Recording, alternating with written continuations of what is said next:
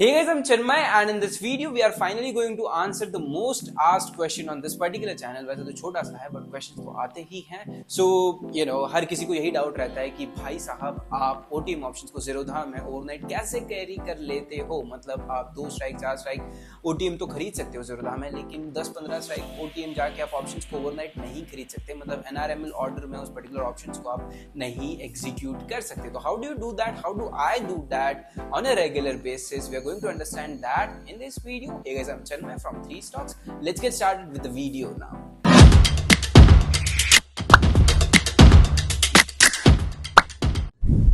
सो basically अगर हमको मान लो I am planning to short 38,500 का पुट ऑप्शन ओवरनाइट, अगर मुझे इस चीज़ को लेके जाना है, तो अगर मैं इस पर्टिकुलर ऑप्शन को बाय करूंगा, राइट, अगर मुझे हेज खरीदना है, मुझे मान लो एक 37,000 का पुट ऑप्शन खरीदना है 27 रुपीज़ 28 रुपीज़ जो भी चल रहा है, तो यहाँ पे जैसे ही मैं इंट्राडे करता हूँ मुझे अलाउ कर देगा। तो अगर आपको इंट्राडे ट्रेड्स लेना है आप डेफिनेटली इंट्राडे ट्रेड्स सीधे ही जाके ले सकते हो, लेकिन अगर आपको ओवरनाइट लेके जाना है, that is the main question, right. यहीं पे हमारा इशू सबसे ज़्यादा शुरू होता है, राइट। Use MIS intraday to trade all option strikes with no position conversion. मतलब आप एमआईज में ट्रेड लोगे तो कन्वर्ट नहीं कर सकते, क्योंकि ये सारी स्ट्राइक जो है ये ब्लॉक्ड है ओपन इंटरेस्ट की रीजन की वजह से। सो बेसिकली 15% ओपन इंटरेस्ट हर पर्टिकुलर ब्रोकर को अलाउड होता है कि मैक्सिमम आप उतना ही ले जा सकते हो हर स्ट्राइक में, राइट। तो एटीएम में तो हाईली लिक्विड होते हैं, बट इतने ज्यादा ओटीएम क्या है कि उतने लिक्विड नहीं होते हैं as compare to ATM options. मतलब ऊपर की 4 नीचे की 4 स्ट्राइक्स जो होती हैं वो बहुत ज्यादा लिक्विड होती हैं, लेकिन उसके बियॉन्ड ऑप्शंस इतने लिक्विड नहीं होते हैं। तो हर ब्रोकर को 15% का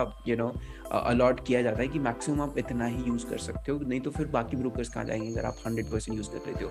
एंड हम सबको पता है कि ज़ीरोधा कितना बड़ा ब्रोकर है, तो उसका 15% का जो है 15 या 20 जितना भी रहता होगा, अंदर की बात है तो हमें नहीं पता, लेकिन वो जो भी एक परसेंटेज है वो यहाँ पे ब्लॉक हो जाता है। ज़ीरोधा इतना बड़ा ब्रोकर है, इसलिए बाकी ब्रोकर्स में इट इज लिटरली अलाउड, लेकिन यहाँ पे अलाउड नहीं होता है, राइट। तो अब अगर मैं इसका ऑर्डर प्लेस करता हूँ ओवरनाइट का, तो ये एग्जीक्यूट ही नहीं होगा, ठीक है। तो इसके लिए हम क्या करेंगे, लेट इज सपोज 35,500 का पुट ऑप्शन आप सीधे जाके पहले शॉर्ट करोगे। मतलब आप क्या करना है, हमको पहले क्या करना है कि पहले हमारी शॉर्टिंग पोजीशन बनानी है। तो जैसे ही हम पहले शॉर्टिंग पोजीशंस क्रिएट कर देते हैं, मतलब शॉर्ट पोजीशन क्रिएट कर देते हैं, फिर अगर आप जाके इस पर्टिकुलर चीज को बाय करोगे ना, राइट, तो फिर ब्रोकर को पता चल जाएगा कि ये इस पर्टिकुलर पोजीशन को इसलिए खरीद रहा है ताकि उसे हेज मिले, हेजिंग पर्पज से खरीद रहा है। उस केस में ज़ीरोधा आपको अलाउ कर देता है कि हाँ भाई अगर आपको हेज ही करना है ठीक है फिर आप ले लो, ठीक है। सो पहले हमको शॉर्ट पोजीशन क्रिएट करनी पड़ेगी, बट यहाँ पे मेजॉरिटी ऑफ ट्रेडर्स के साथ इशू ये आता है कि जिनके साथ ये इशू आ रहा है उनका ये है कि भाई कैपिटल ही नहीं है। 1.5 लाख होता है तो मैं सीधे ही जाके नहीं कर लेता, और 1.5 लाख में आई प्रेफर ट्रेडिंग 2 लॉट्स, जो भी है आपका पोजीशन साइजिंग उस हिसाब से।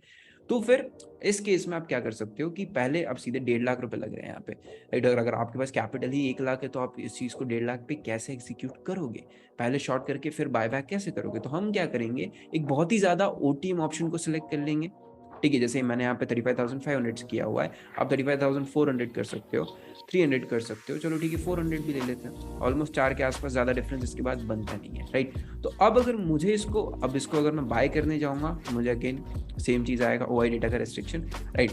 तो अगर मैं इस चीज को शॉर्ट करता हूँ तो मुझे कोई रेस्ट्रिक्शन नहीं आता है, राइट, मुझे कोई रेस्ट्रिक्शन नहीं आता है। I can short this particular option. तो मैं अगर इस ऑप्शन को सीधे जाके शॉर्ट कर देता हूँ, राइट, तो it will be allowed to me, right. ये पहले पोजीशंस मैंने क्रिएट की थी, I am rerecording this video. तो यहाँ पे पहले हमारी पोजीशन जो है वो क्रिएट हो चुकी है फाइनली, ठीक है। अब हमको क्या करना है, अब सिंपली जाके हमारे हेज को अगर हम बाय करने जाते हैं, एक लॉट ही कर सकते हैं। अगर मैंने यहाँ एक लॉट शॉर्ट किया है तो यहाँ पे मैं एक ही लॉट कर सकता हूँ, बिकॉज ब्रोकर हमारा ये समझ रहा है कि मैं पोजीशंस को बिल्ड करना चाह रहा हूँ, मतलब मैं हेज खरीद रहा हूँ मेरी ओवरनाइट पोजीशन के लिए, राइट। तो फिर यहाँ पे मुझे अलाउ कर देगा। यहीं पे अगर मैं 50 क्वांटिटी करता हूँ तो मुझे फिर से वही यूज एमआईएस वाला जो ब्लॉक का मैसेज होता है वो फिर से आ जाता है, right. So that's what we can do. तो 25 जो है मैं यहाँ पे एग्जीक्यूट कर सकता हूँ, ठीक है। अब यहाँ पे द थिंग इज कि भाई मुझे तो जरूरत अब इस पर्टिकुलर चीज की नहीं है, तो मैं इसको निकाल दूंगा, और जब तक मैं इस हेज को नहीं निकालता मैं इसको शॉर्ट नहीं कर पाऊंगा, राइट। अगर मैं इस हेज को चलने देता हूँ और फिर इस पर्टिकुलर चीज को शॉर्ट करता हूँ तो अगेन उतना ही मार्जिन मुझसे कहीं ना कहीं लेगा, राइट। तो फिर मुझे क्या करना पड़ेगा, इस पर्टिकुलर चीज को पहले तो मैं निकाल दूंगा, ठीक है। 25 से इसको एग्जिट कर लिया। अब हमारे पास ये ऑप्शन बॉट जो था, हमारा ऑप्शन बाय किया हुआ, ये पड़ा हुआ है, राइट। तो अब जो है मैं इसको शॉर्ट कर सकता हूँ इजीली 57,000 रुपीज के अंदर, राइट। सो जो ऑप्शन हमें 1.5 लाख का शॉर्ट करने मिल रहा था उसको हम यहाँ पे कर ले रहे हैं, अगर आपको वीडियो अच्छा लगा, do let us know in the comments below and make sure you like our videos and share it with the people who are in need of this kind of content and let us know what all topics you want us to cover in this particular channel. And this is it for the day, guys. Thank you so much for joining in, and make sure you subscribe to our YouTube channel because that is important.